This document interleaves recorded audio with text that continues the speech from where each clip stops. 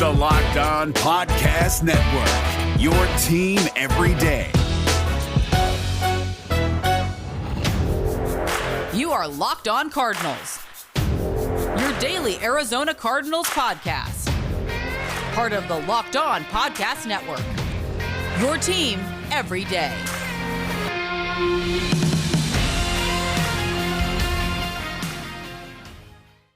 Yes, welcome to Locked On Cardinals. Alex Clancy, Bo Brock. Boy, do we have a show for you today. Namely because, Bo, I wanted to give you a little breaking news. Today will be the first time in probably 10 years that I'll be spending more than $14 on a haircut. You know what? I need to up my game a little bit. I know that you have the spotlight on you. You have to bring something to this show, but I'm going to remove that from you as well when I outshine you with my $36 due. That will be coming up on tomorrow's podcast. Yeah, I'm doubling up. It's really, I think it's about time. About to turn 38, starting to get adult haircuts. You have fantasy football questions you need to answer before your draft. Don't miss Locked On Fantasy Live on Wednesday, August 18th at 9 p.m. Eastern, streaming on the Locked On NFL YouTube page. Subscribe now so you don't miss it. Our stable of fantasy experts will answer your questions live or submit them ahead of time at Locked On Network on Twitter. We've got a jam show, all joking aside today. Peter Schrager from Good Morning Football is going to join us. He's kind of been a mouthpiece for the Arizona Cardinals from a national perspective. And Bo has mentioned multiple times on this show that he's nailed the last 3 draft picks for the first round for the Arizona Cardinals, including the Josh Rosen trade up. Bo, are you excited to talk to him? We did record it yesterday. So, I mean, let's just do it now. Let's just say it now. How exciting was it to talk to him yesterday? As you just sabotage the theater of the mind that we're trying to create here. We're going to be wearing different clothes. Obviously. Yeah. Well, we have wardrobe changes here with our new YouTube channel. Please subscribe. Schrags was great. And the fact that he came on just to spite Ian Rappaport makes it even better. Like, he saw a tweet where you were praising Ian Rappaport. And he was like, no. I need to get on the show. And he was just waiting for the invite, eagerly, waiting by his phone. And he got back to you immediately. And he said, hey, I can do Monday. And you and I fired up the mics and got some incredible insight from Peter Schrager, of course, Good Morning Football. And it's interesting what he's going to tell us about Kliff Kingsbury, because there's so many Kliff Kingsbury doubters out there. It's interesting to hear somebody kind of in K2's corner. It's also interesting to hear his take on Zaven Collins and the decision to anoint him starter week 1.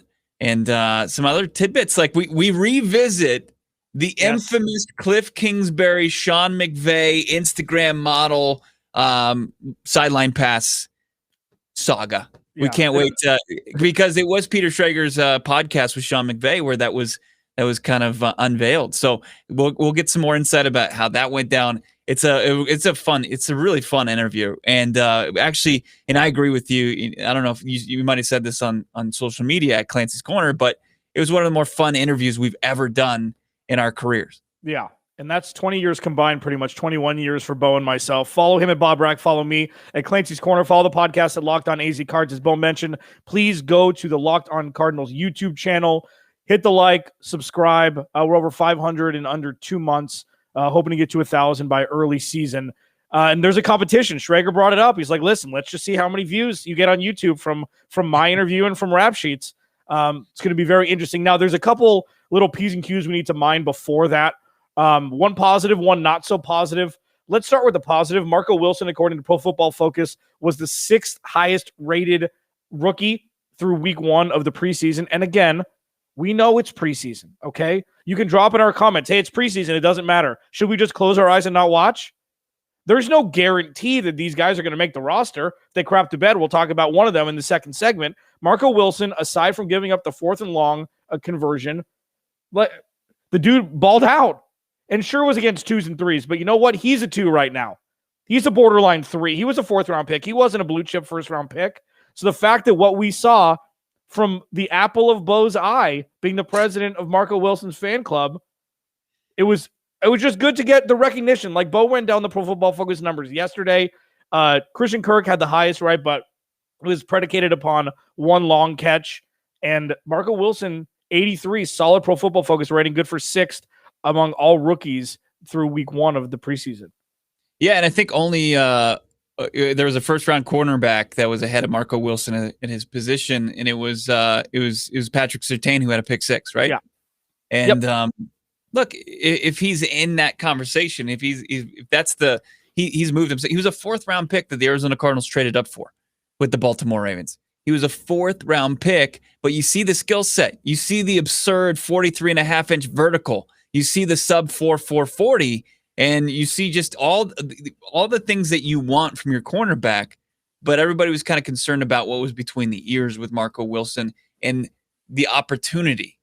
And it's not Byron Murphy throwing him to the flames his rookie season, week 1. He's a starter opposite Tremaine Brock.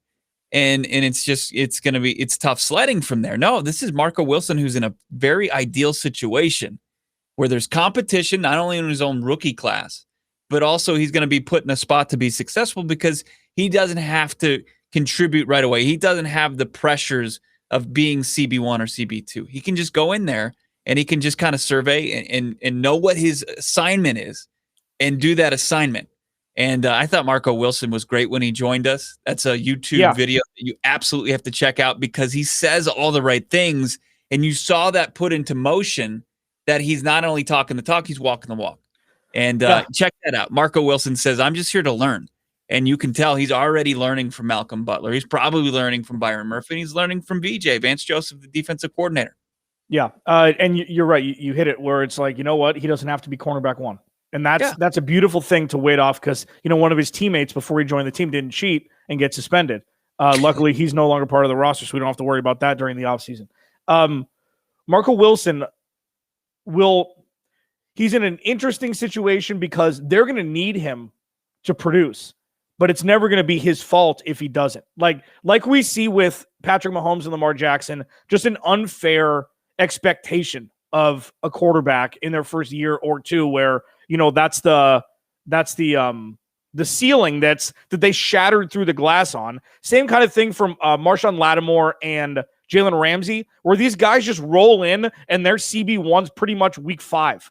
And that's not an expectation that a lot of guys can fulfill coming out of college, not let alone a 4th round pick. So yeah, he's exactly where he's supposed to be. Vance Joseph has shown that he's still a brilliant defensive mind, and hopefully he'll have the opportunities to have some opportunities to stay on the field and get some snaps.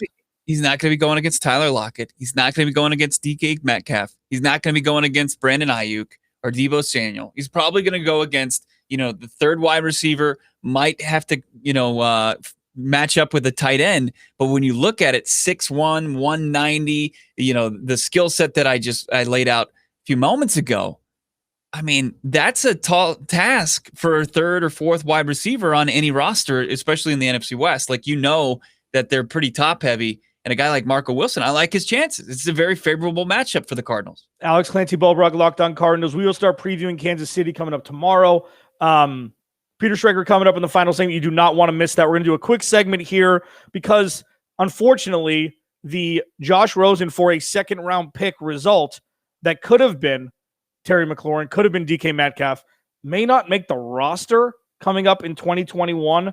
Alex Clancy, Bulbrock, Locked On Cardinals. We'll dive into that next segment quickly. First, betonline.ag. BetOnline is the fastest and easiest way to snag all your sports action. Okay? The NFL is coming up soon, less than a month.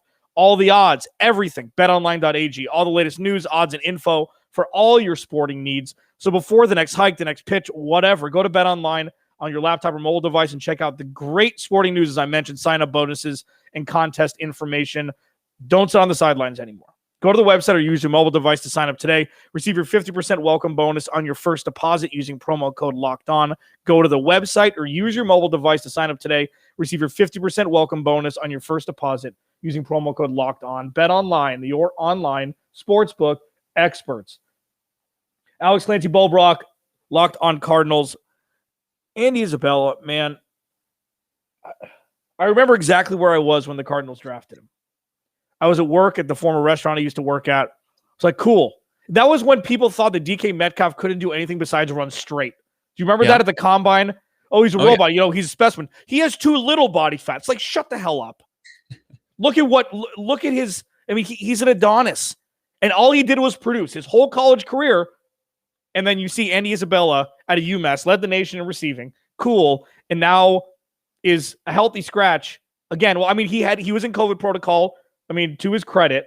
But Bo, imagine being able, if you're Steve Keim, to turn Josh Rosen not only into a top round pick, but turning that top round pick into DK Metcalf. Imagine what he would have. You know what? I would have just be like, you know what?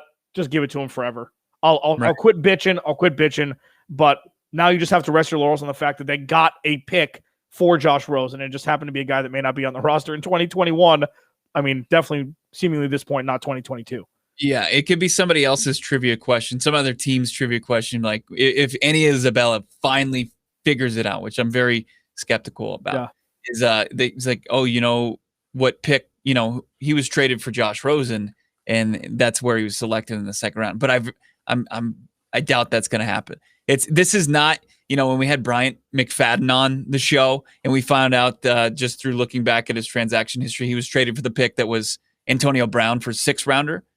He didn't miss on a 6th rounder. He missed on a 2nd round pick, which it sucks. But especially with who you mentioned was on the board at the time, Scary Terry and DK Metcalf. Deontay Johnson too. Who's had a good year, a good career so far.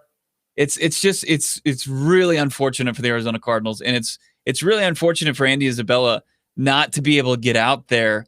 And I don't know, maybe he might benefit from not being able to play. Like he might, I mean, if he goes out there and he does what Keyshawn Johnson did the other day, where he runs, 30 routes and he gets targeted once and he has 1 catch. Like that's not what you're looking for, especially against a bad Dallas Cowboys defense secondary. It's like maybe he might benefit from the unknown.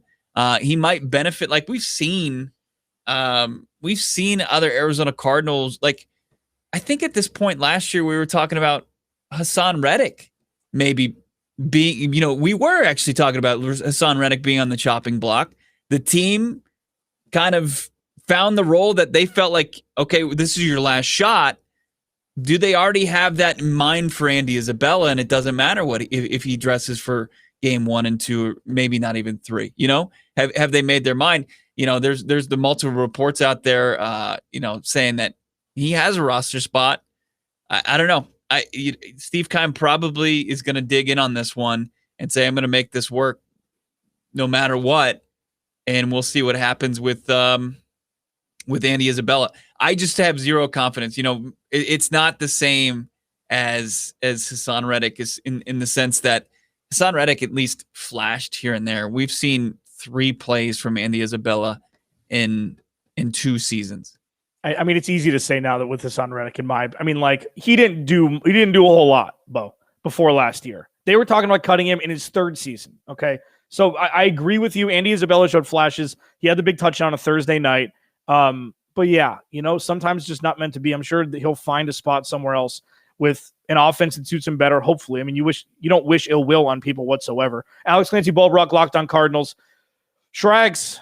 Peter Schrager from Good Morning Football is going to join us next. The great white whale. I call him out in the beginning of it. I've been trying to get him. I mean, it's and he gives a very interesting explanation, a very smart explanation for why he doesn't do a whole lot of hits with media from different outlets. Alex Clancy, Bulbrock, Locked on Cardinals. Peter Schrager from Good Morning Football next here on Locked on Cardinals. But first, Rock Auto, rockauto.com.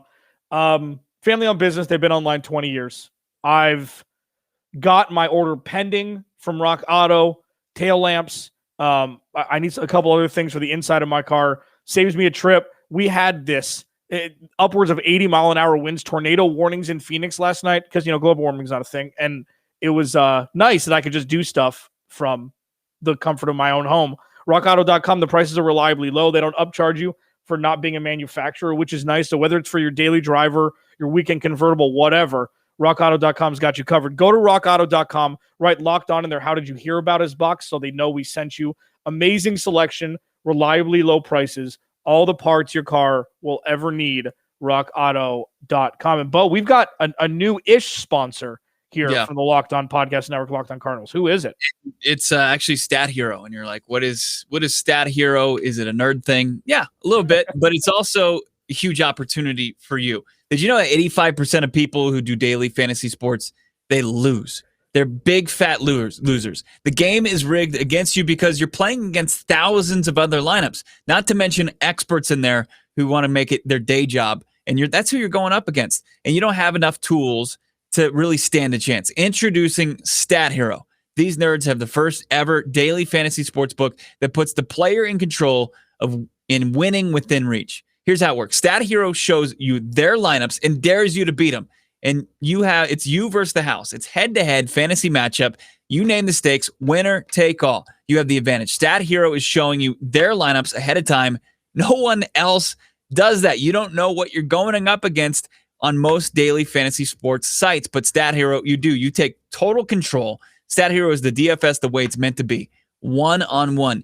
Play Stat Hero now. Change the odds. It's like me on Throwdown Thursday. I just have to beat an easy opponent, Alex Clancy. This is you in Stat Hero. StatHero.com/lockedon. Sign up for free. And right now, you can get 3 times back on your first play. They're giving you 300% match. That's unheard of. Go to StatHero.com/lockedon. StatHero.com/lockedon. All right, final segment, Locked On Cardinals. Alex Clancy, Bo, Brock. Thank you to everybody who follows, tweets, responds, is now following, subscribing on YouTube. Things are blowing up pretty quickly, and I think a lot of it has to do with Bo's hair. We talk about it a lot, and it actually looks fantastic today. Let's bring him on, Bo. Peter Schrager, he's been, full disclosure, Bo and I have been in the radio industry for 10 years about each. I've tried about 20 times to get this dude. No BS. I've been trying about 20 times. He is an outlet for the Arizona Cardinals, which is not really a team that has a lot of outlets in national media presence. You see him on Good Morning Football with the whole crew. Shregs, thanks for joining us, man. Appreciate it. Guys, I appreciate it. Wasn't being rude. I don't do a lot of media because I feel like I'm on air for 3 hours and I'm talking my ass off. I do Coward's show because I'm with Fox, and then I'll do Bill Simmons' show. And then I feel like I start repeating myself and it's the same. But when I saw, because Alex, I started following you, I think recently when I was at Cardinals camp, and you retweeted something I said, and I saw you guys tweeting about how great a guest Ian Rappaport is. I'm competitive. Ian's a colleague. I really like Ian. I'm like, no. If these guys ask me, I'm going to blow Ian out of the water. So I'm here out of competitive nature, but I'm appreciative of your words. And Bo, Alex, thanks for having me on. Yeah, Ian who? I mean, I don't even know who you're talking about at this point. So, Shregs, it's been an interesting offseason, putting the DeAndre Hopkins trade last year to kind of like a boring offseason with J.J. Watt, Rodney Hudson, et cetera, A.J. Green. How would you grade their offseason? You get the feeling that they know what time it is. And it's not just Kliff, it's the front office too, that they weren't messing around. NFC West is loaded. It's time to no longer be the up-and-coming team, the upstart team. It's let's go blow to blow with these guys. And I thought Keim didn't just bring in JJ and Rodney Hudson, but then the AJ Green move. And then I was at that practice, and I've gotten some tweets from Cardinals fans being like, what do you mean you didn't know we had these guys? But like, I don't follow but like, I'm watching, I'm like, is that Matt Prater? I'm like, what's up, Matt? Like, I didn't realize Matt Prater was brought in, who is an upgrade from Zane Gonzalez and is a veteran kicker. And then who's 20? Is that Malcolm Butler? Like, yes, it's Malcolm Butler. He's an Arizona Cardinal now. I didn't remember that. That was a signing that went under the radar. But even Colt McCoy is a big move because you think about what Colt brings to that quarterback's room, which wasn't there last year. So I'm going to say on paper, it's an A, but here we are, and it's mid-August, and like I haven't seen much out of J.J. Watt, and it's mid-August, and it's like, is A.J. Green really as good as everyone says he is? Well, he's been good in practice, but we'll see. So on paper, of course, but as I been through this before with Washington when they brought in all those old veterans, and it was like, all right, look at this, Bruce Smith and Dion, and look at all these guys. I hope it's not that, and I hope it's not Emmitt Smith in a Cardinals jersey or, some of the other guys that have been through this building in recent years. I got to think that it was a imperative or it was a priority, and it was very deliberate of Steve Keim to go out and get these veteran leaders. That's what's going to get them over the hump, and I think they believe they have that in the building. Yeah, you're giving me PTSD. I grew up in D.C. watching those teams. The old ball coach was the head coach back then. Sure. But you can't win playing Madden football. We've seen that, and I agree with that. a lot of people are critical of the head coach. Kliff Kingsbury is entering his third season with the Arizona Cardinals. Some people say that he's the reason they're reluctant to pick them to finish higher in the NFC West. What do you think about Kliff Kingsbury, the head coach, the NFL level? I'm a big proponent of Kliff at the NFL level, but his speed is different than other coaches. His approach is different than other coaches. It's very player friendly. Now, no one crosses him, but he knows if Larry needed a day, like you'll give Larry a day. If JJ needs a day, or if Hop isn't necessarily going 100%, it's not going to be Kliff lighting a fire and screaming him and chewing him out in front of the team. It's a different approach. So it's easy for us in the media to be like, well, look, he likes cell phone breaks and he treats the players as equals. That'll never work in a Belichickian world. Truth of the matter is the players really like him. They really respect him. I had a chance to speak with one veteran quite recently, and he's like, what a breath of fresh air it is to have a coach like this. So they want to win for him. Now, does he have the X's and O's and all that? I think so on offense. I feel like Kyler's made the leap in year 2 and will make it again in 3, and they've got a great offensive approach. And I think he trusts Vance Joseph to run the defense. So I am a Kliff fan. All my biases are real. I've gotten to know him quite well over the last decade, going back to his Texas Tech years, and he and I have always kept in touch. Nothing more than just professional stuff, but he's always shown me a lot of respect, and I always love my conversations with him. So I think Kliff is here to stay. I really do, and I know that it's a pressure-packed year this year, and I think that doesn't just come from the media. That comes internally. They know what time it is, and I think Kliff is no stranger to this. He's been at the Crucible before, and I feel like he's going to answer the bell. Alex Clancy Bulbrock, Locked on Cardinals. Great guest we have on. Peter Schrager at PSchrags on Twitter. So another touchy point that Bo and I have argued with over the course of the last couple months now is the draft of Zaven Collins.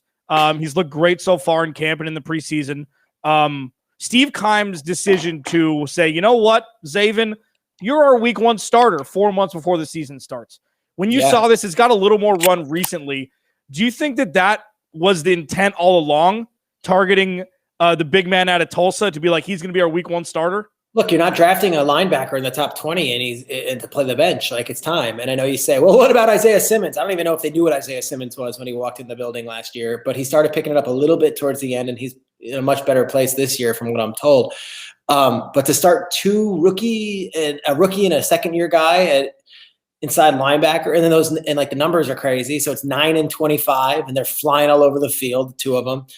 A lot of pressure on both those guys right away. I think almost more pressure on Isaiah Simmons than Zaven Collins, because Isaiah Simmons was a top 10 pick, and last year was a mulligan of a year, pretty much. And it's like, all right, you don't get 2 of those. Zaven, they're excited about. I got to go to practice. I'm standing on the sideline, and you look at the specimen. I mean, this guy is a beast. I couldn't tell you about the football IQ. I couldn't tell you about the awareness, but from all things I hear, he's the guy calling out a lot of the things in practice and is going to make himself heard. So I believe he was valedictorian of his high school. I believe he was a 4.0 student. Like, I know he had some stuff off the field this year, and I'm sure he regrets all that stuff. But as far as IQ and intelligence goes, this guy's got it. And then physical specimen, he's got it. I know he was a top 20 prospect on a lot of boards. But I'll be honest, guys, even I was surprised they took him 16th overall, especially with the way that they wanted to surround Kyler with all these weapons, with all the running backs and wide receivers that were still on the board. Might not have been my pick, but Steve Keim's got a better record than I do as a GM. Might not have been your pick, but you're 3 for your last 3, dating back to even the Josh Rosen trade up. If you receipts as far as Peter Schrager and his mock draft, as far as the Arizona Cardinals go. So, you think with the idea that Rondale Moore or a playmaker the type or the caliber of Moore being there in the second round made it easier for him to tab Zaven Collins 16th overall? I think you're spot on, Bo. I think when you look at what was going to be available, whether it be Elijah Moore, who went to the Jets, whether it be Rondale Moore, who went to the Cardinals, or whether it goes to any of these running backs that all fell to the second and third rounds, I knew that the Cardinals wanted a skill position guy. I knew he was going to be wide receiver or running back. And what you get in Rondale is kind of both. Like, I don't know how they're going to use him necessarily, and I'm not sure there's a comp. Not a tall player, not a particularly big player, yet a strong player. He's one of these guys that does all the deadlifts and the squats and is a physical specimen. But everyone could go back to that year when he was a freshman at Purdue, and he absolutely dominated Ohio State in that game, and that's what you're going to point to. But I know that in practice he has turned heads, and he's wearing that old 85, the Rod Tidwell, Rob Moore jersey. And it's like, all right, who's 85? He pops. And I think that the pick of Zaven was like, all right, we know this guy's going to be a starter for us. If all things go well, he's a starter for 5 to 10 years. And then we know in the second round, one of these skill position guys is going to be there. And as I say this, my computer's on 1%. Let me plug in my charger real quick, and so I don't lose you guys. We're joined by Peter Schrager right now. Good Morning Football. Plug it in. This is what you get with you don't get it often, Alex, with live podcasts. Is Peter Schrager having to plug in so he doesn't just have his PC die on us. He's plugged in 2 ways, as you can mention. I'm plugged in. I'm back. Sorry. Do you know how many carbs Kliff Kingsbury eats in a week? No. That's always something I want to know. I mean, he's felt like what is his? Is he one of those health freaks? I'm not sure. I just know that he rolls out the fruit baskets for guys during training camp, which got him endeared to everybody immediately during their first training camp. Let's pivot to this. So there was a story, and I want to get just a little insight from you. You do a podcast with Sean McVay. Yeah. Can you tell me and everybody else who hasn't heard this story, because we like to have fun on this podcast too. It's not all football here. Yeah. Kliff Kingsbury, Instagram model, field pass, Sean McVay. All right. Podcast is called Flying Coach, and Sean McVay is the co-host. It's just like it's me and Sean, like it's Alex and Bo on this one. And what we did was we interviewed other NFL head coaches just during the offseason. Sean won't even talk to me now once the season starts. He shuts his phone off. He acts like I don't even exist. But in the offseason, he's really nice to me. And we're co-hosts of this podcast. We're only doing it 1 year because he's like, all right, that was way too much work for my offseason for no money. And Sean had Kliff on with me, and we're talking, and it's pretty straightforward the whole time. And then I had known this story, but I wanted to hear it from Kliff, and I wanted to hear Sean's take on it too. So it's week 17. Both teams have been eliminated 2019 season. Okay. So week 17, take it back to Kyler's rookie year. Good year, not going to the playoffs. Rams were eliminated week 16. Kliff and Sean go back quite a bit. And when Kliff was fired by Texas Tech, or they let go, whatever you want to call the term, Sean reached out and said, hey, why don't you come to the Rams and help me on this playoff push and be, a consultant, an assistant, just get a feel for the NFL. Kliff would ultimately take the USC offensive coordinator job and then get 2 interviews, one with the Jets, one with the Cardinals, and actually get offered the Cardinals job and went to be an NFL head coach. But he was forever appreciative of Sean reaching out and giving him that vote of confidence the day he got fired, saying, hey, I got a spot for you if you need. So their friendship goes back pretty deep. It's pretty real.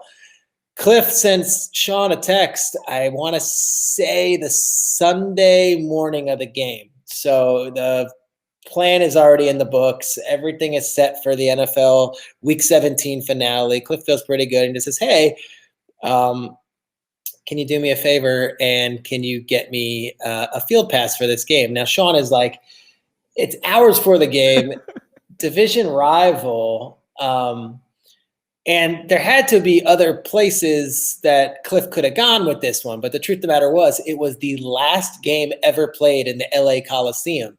So all of a sudden, this nothing game for both sides was the hardest ticket to get in LA because people have some sort of sentimentality towards the stadium. And you had like dignitaries, and the Rams gave out all their season passes. And, after Kliff went to other people, we're like, I got to get a field pass. Finally, Sean texts back and is like, dude, yeah, I can ask, but like, what's going on? And Kliff basically says, there's this model I met on Instagram. I promised her I could get her on the field before the game. It's no big deal. It's nothing special. If you can, great. If not, no, I won't even see this person. But I don't know what happened. I just kind of gave my word that I could. She's in LA. Let's just say that she was on the sidelines before the game. McVay made it happen. So they had a good chuckle about it. And I guess the reaction afterwards was like, he wasn't focused on the game. He said literally it was a text to Sean, like, could you just do this? I don't want to deal with this anymore. And Sean was like, I got it. And that was that. But I could see where some would say that is not exactly the usual for a NFL head coach moments before a football game. Yeah. Absolutely legendary story there from Peter Schrager, of course, Flying Coach, the podcast. Of course, follow him on Twitter at PSchrags and watch him Good Morning Football. You've got your breakout players list continuing all week on Good Morning Football. You did 10 and 9, TJ Hawkinson and AJ. I'm going to screw his name. AJ Epineza. It's not your fault. He's not a household name. He's a Bills defensive player that everyone in Buffalo is telling me has been lighting up training camp. So what this segment is annual. I've been doing it And I had Mahomes his second year before the MVP season. Everyone was like, wow. And he was number one. I had Devin White as number one last year. And I pull all the coaches and GMs around the league and try to get a feel for who's going to be the guy. Not, like a lot of people are like, whoa, I wonder if, you say the name. I wonder if Miles Sanders is going to be like, well, no, everyone knows Miles Sanders. Or I wonder if this is going to be, Chris Carson. No, it's going to be guys that aren't necessarily household names. So Hawkinson probably is, but AJ Epinesa isn't. And I do have an Arizona Cardinal slated in the next few days on Good Morning Football. And I'm not going to say who it is, but it's usually a first, second, or third year player. And it's a guy who's turning heads and lighting it up already that I have to get in here before everyone else does. Schrags, before we get you out of here, record prediction for the Cardinals 2021? I don't like to do this because I always am on these things in August. And, if I'm saying they're 11-6, I could assure you, I'm telling every other podcast, every team, they're 11-6. It's very safe to do that. It's, I think the Cardinals win 9 to 11 games this year. Got it. Peter Schrager. That's where I'm at. Football. Dude, thank you so much for doing this. Really appreciate it. I appreciate it. You guys have a good thing going, and I've listened to your stuff before, and I always appreciate when people do it right and they're working hard and you guys hustle, and I appreciate that. Thanks, man. Don't tell Rap Sheet. Do not. Rap Sheet's he's 1 and 1A. I ain't gonna tell you who's who. I will check. You tell me the traffic on these 2 downloads. You tell me who beat 2, and I'll you got let it. him know. All right. Thanks, Schrager. Appreciate it, we'll guys. talk to you guys tomorrow. Locked On Cardinals.